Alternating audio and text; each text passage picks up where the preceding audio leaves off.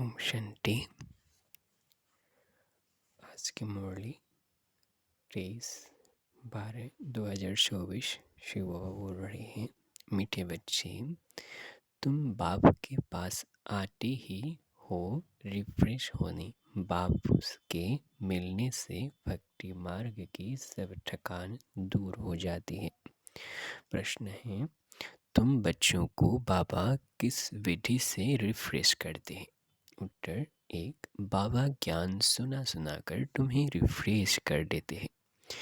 याद से भी तुम बच्चे रिफ्रेश हो जाते हो। वास्तव में सतयुग में सतयुग है सच्चे विश्राम पूरे। वहाँ कोई अप्राप्त वस्तु नहीं जिसको प्राप्त करने के लिए परिश्रम करना पड़े। शिव बाबा की गोद में आते ही तुम बच्चों को विश्राम मिल जाती है, सारी थकान दूर हो जाती है। शिव भगवान वाच ओम शांति।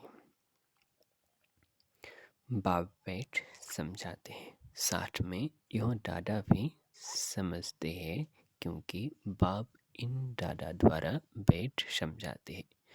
जैसे तुम समझते हो वैसे यह दादा भी समझते हैं। दादा को भगवान नहीं कहा जाता, यह है भगवान वाच। बाप क्या समझाते हैं?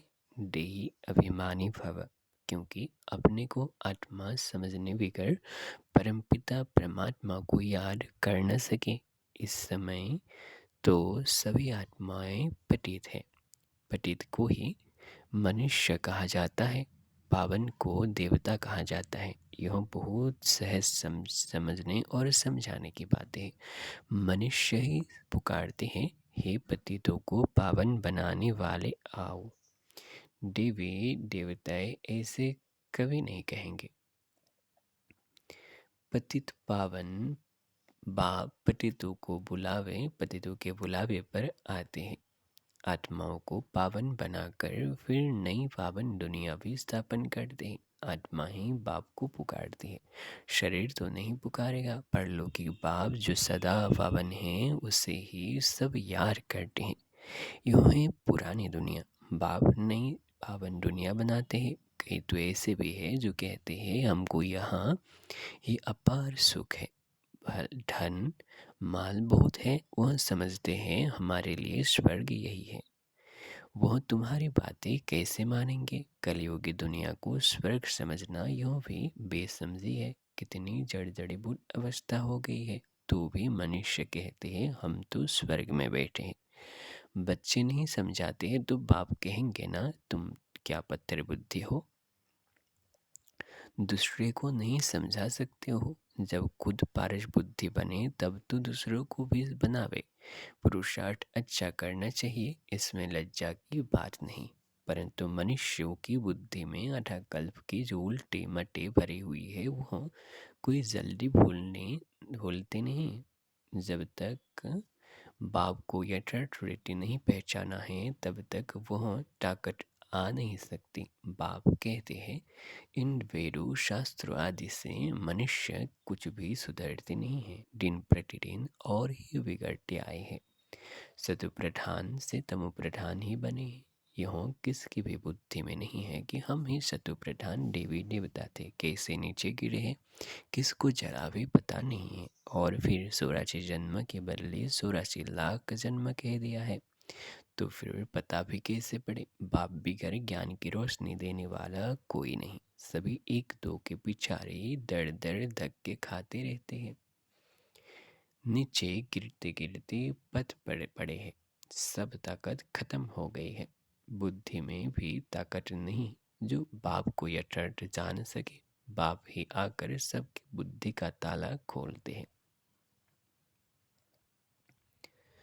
तो कितने रिफ्रेश होते हैं। बाप के पास बच्चे रिफ्रेश होने आते हैं। घर में विश्राम मिलता है ना। बाप के मिलने से व्यक्ति मार्ग की सब थकान ही दूर हो जाती है।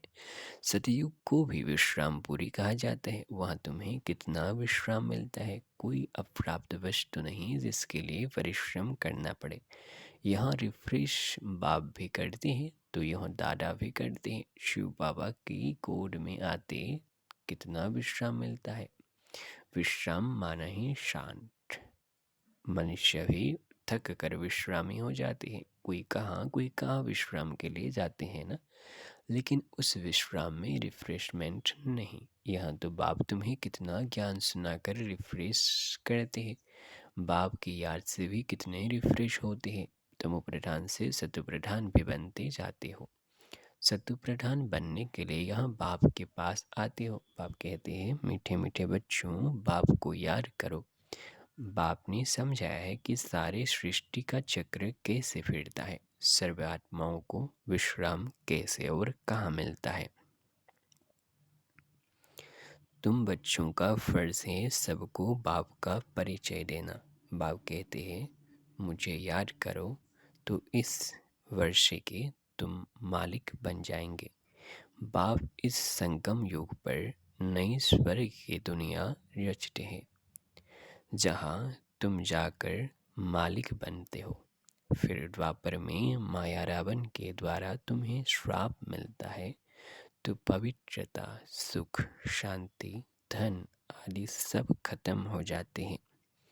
कैसे धीरे धीरे खत्म होता है वह भी बाप ने समझाया है। दुखधाम में कोई विश्राम थोड़े ही होता है, सुखधाम में विश्राम ही विश्राम है। मनुष्यों को भक्ति कितना थकाती है। जन्म जन्मांतर भक्ति से कितने थक जाते हैं। कैसे एकदम कंगाल बन गए हो, यूँ सारा राज बाप बैठ समझाते हैं। नए नए आते हैं तो उन्हें कितना समझाना होता है। हर एक बात पर मनुष्य कितना सोचते हैं, समझते हैं कहाँ जादू ना हो।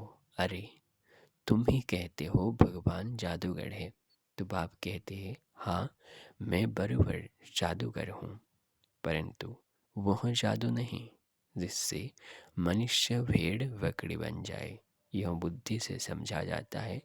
यह तो जैसे रीढ़ मिशल है, गायन भी तो है सुरमंडल के साज से। इस समय तो जैसे सभी मनुष्य रीढ़ बकरियां हैं। यह बातें सारी यहाँ की है, इस समय का ही गायन है। कल्प के पिछाड़ी को भी मनुष्य समझ नहीं सकते। चंद्रिका का कितना बड़ा मेला लगता है। वह कौन थी? कहते हैं वो एक देवी थी। ऐसा नाम तो वहाँ कोई होता ही नहीं। सतयुग में कितने अच्छे सुंदर नाम होते हैं। सतयुगी संप्रदाय को श्रेष्ठाचारी कहा जाता है। कलयुगी संप्रदाय को तो कितना 6 टाइटल देते हैं। अभी के मनुष्यों को श्रेष्ठ नहीं कहेंगे, देवताओं को श्रेष्ठ कहा जाता है। गायन भी है, मनुष्य से देवता की करट न लागे वार। मनुष्य से देवता, देवता से मनुष्य कैसे बनते हैं, यह रास बाप ने तुम्हें समझाया है। उनकी ड्यूटी, उनकी ड्यूटी वर्ल्ड, इनको ह्यूमन वर्ल्ड कहा जाता है। दिन को सोजरा, रात को अंधियारा कहा जाता है। ज्ञान है सोजरा, भक्ति है अंधियारा, अज्ञान नींद कहा जाता है। तुम भी समझते हो कि आगे हम कुछ भी नहीं जानते थे तो नेति नेति कहते थे, अर्थात हम नहीं जानते। अभी तुम समझते हो हम भी तो पहले नास्तिक थे, बेहद के बाप को ही नहीं जानते थे। वो हैं असली अविनाशी बाबा, उससे सर्वात्माओं का बाप कहा जाता है। तुम बच्चे जानते हो अभी हम उस बेहद के बाप के बने हैं। बाप बच्चों को गुप्त ज्ञान देते हैं। यह ज्ञान मनुष्यों के पास कहाँ मिल न सके। आत्मा भी गुप्त है। गुप्त ज्ञान आत्मा धारण करती है। आत्मा ही मुख द्वारा ज्ञान सुनाती है। आत्मा ही गुप्त बाप को याद करती है। बाप कहते हैं, बच्चों देह अभिमानी, बच्चों देह अभिमानी नहीं बनो। देह अभिमान से आत्मा की ताकत खत्म होती है। आत्मा अभिमानी बनने से आत्मा में ताकत जमा होती है। बाप कहते हैं, ड्रामा के राज को अच्छी रीति समझ कर चलना है। इस अविनाशी ड्रामा के राज को जो ठीक रीति जानते हैं वह सदा हर्षित रहते हैं। इस समय मनुष्य ऊपर जाने की कितनी कोशिश करते हैं। समझते हैं ऊपर में दुनिया है, शास्त्रों में सुन रखा है ऊपर में दुनिया है, तो वह जाकर देखे। दुनिया वहाँ दुनिया बसाने की कोशिश करते हैं। दुनिया तो बहुत बसाई है ना। भारत में सिर्फ एक ही आर्य सनातन देवी देवता धर्म था और कोई खंड आदि नहीं था। फिर कितना बसाया है? तुम विचार करो, भारत के कितने थोड़े टुकड़े में देवताएं होते हैं। यमुना के किनारे पर ही परिष्ठान था जहाँ यूं लक्ष्मी नारायण राज्य करते थे। कितनी सुंदर शोभायमान शतुप्रधान दुनिया थी, नेचुरल ब्यूटी थी। आत्मा में ही सारा चमत्कार रहता है। बच्चों को दिखाया था श्री कृष्ण का जन्म कैसे होता है। सारे कमरे में जैसे रोशनी हो जाती है तो बाप बैठ बच्चों को समझाते हैं। अभी तुम परिष्ठान में जाने के लिए पुरुषार्थ कर रहे हो, बाकी ऐसे नहीं तालाब में डुबकी लगाने से परिया बन जाएंगे। यूँ सभी झूठे नाम रख दिए हैं। लाखों वर्ष कह देने से बिल्कुल ही सब कुछ भूल गए हैं। अभी तुम अभूल बन रहे हो नंबरवार पुरुषार्थ अनुसार।